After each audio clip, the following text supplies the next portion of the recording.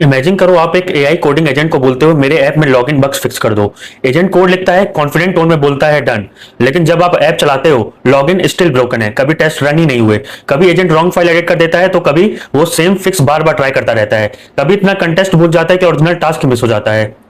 और यहाँ एक इंपॉर्टेंट रियलाइजेशन आता है कि प्रॉब्लम से मॉडल के इंटेलिजेंस की नहीं है, प्रॉब्लम है उसके अराउंड के सिस्टम की। और यही है हार्नेस इंजीनियरिंग। सिंपल वर्ड्स में हार्नेस इंजीनियरिंग का मतलब है एआई एजेंट के अराउंड एक कंट्रोल सिस्टम बनाना जो डिसाइड करे एजेंट क्या देख सकता है, कौन से टूल्स यूज कर सकता है, कब टेस्ट रन करना है, कब स्टॉप करना है, कब ह्यूमन अप्रूवल चाहिए, और कैसे प्रूव करना है कि काम एक्चुअली कंप्लीट हुआ। आप मॉडल को इंजन समझो, harness is the rest of the car, steering, brakes, dashboard, seat belt, GPS, traffic rules and crash sensors. Engine powerful हो सकता है बट बिना ब्रेक्स और स्टीयरिंग के वो प्रोडक्शन सिस्टम नहीं बन सकता।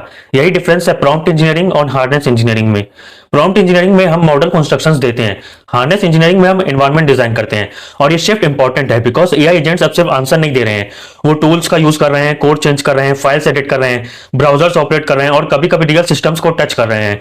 इसलिए एक अच्छा हार्नेस एजेंट को रैंडम रेपो में ब्लाइंड नहीं छोड़ता, पहले उसे कंटेस्ट देता है, प्रोजेक्ट का map, architecture rules, important docs, testing commands, known issues, फिर टूल बाउंड्रीज डिफाइन करता है। एजेंट कौन से कमांड्स रन कर सकता है, कौन सी फाइल्स एडिट कर सकता है और क्या रिस्की एक्शन अप्रूवल के बिना अलाउड नहीं है। और एविडेंस वाला पार्ट सबसे अंडररेटेड है। एक वीक एजेंट बोलता है कि मुझे लगता है ये फिक्स हो गया, पर एक स्ट्रॉन्ग एजेंट बोलता है कि अच्छा कोड लॉजिक तो इंप्लीमेंट हो गया, पर अब टेस्ट रन करो, लॉग्स देखो, रिक्वायरमेंट्स के अगेंस्ट प्रूव करो। सिर्फ कॉन्फिडेंस नहीं, एविडेंस चाहिए। और यही तो डिफरेंस होता है डेमो और प्रोडक्शन कोड के बीच। ओपनएआई ने 2026 में कोडेक्स के साथ एक इंटरेस्टिंग एक्सपेरिमेंट शेयर किया।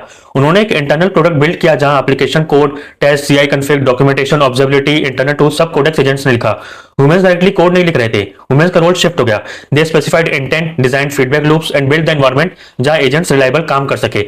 ओपनएआई की पोस्ट का कोड लेसन यही था, जब एजेंट फेल होता है तो हमेशा आंसर ट्राई हार्डर प्रॉम्प्ट नहीं होता, बेटर क्वेश्चन होता है एजेंट को कौन सी मिसिंग कैपेबिलिटी चाहिए, बेटर कंटेस्ट, बेटर टूल और बेटर टेस्ट और बेटर बाउंड्री।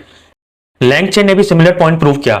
उनके डीप एजेंट्स कोडिंग एजेंट के terminal bench 2.0 score same model के साथ 52.8 से 66.5 हो गया, सिर्फ हार्नेस चेंजेस से। मॉडल सेम था, इंप्रूवमेंट आया system prompt, tools, middleware hooks, tracing and self verification loop से। मतलब मॉडल को इंप्रूव करने का एक तरीका है मॉडल अपग्रेड करना, लेकिन दूसरा इक्वली पावरफुल तरीका है कि हम मॉडल के अराउंड के ऑपरेटिंग सिस्टम को इंप्रूव कर दें। हार्नेस इंजीनियरिंग का फ्यूचर काफी इंपॉर्टेंट होने वाला है बिकॉज एआई एजेंट सब सिर्फ चैटबॉट नहीं रह गए हैं, वो कोड लिखेंगे, डेटाबेस क्वेरी करेंगे, टिकट्स रिजॉल्व करेंगे, रिपोर्ट्स जनरेट करेंगे और मल्टी स्टेप वर्क कंप्लीट करेंगे। बट ऑटोनोमी बिना हार्नेस के डेंजरस होती है। अगर एजेंट के पास टूल्स हैं बट बाउंड्रीज नहीं, वो केओटिक हो सकता है। अगर कंटेस्ट है बट वेरिफिकेशन नहीं, वो कॉन्फिडेंटली रॉन्ग हो सकता है। अगर मेमोरी है बट ऑब्जर्वेबिलिटी नहीं, आप डिबग नहीं कर पाओगे कि मिस्टेक कहां हुई। सो रियल टेक अवे ये है, एआई एजेंट का मतलब है मॉडल प्लस हार्नेस। मॉडल का काम है सोचना, हार्नेस उसे दुनिया से सेफली इंटरेक्ट करवाता है। और फ्यूचर में बेस्ट एआई इंजीनियर्स सिर्फ प्रॉम्प्ट्स नहीं लिखेंगे, वो एनवायरनमेंट डिजाइन करेंगे, एक्सेप्टेंस क्राइटेरिया लिखेंगे और एजेंट्स को ऐसे सिस्टम में रखेंगे जहां उनका intelligence useful, safe and repeatable बन सके। In short, harness engineering is how we turn AI into impressive demo to useful and reliable teammate. Well, that's a wrap on another good time. Glad that our little worlds could align. Feels a little bittersweet, it's through, but I'm excited for what's coming soon.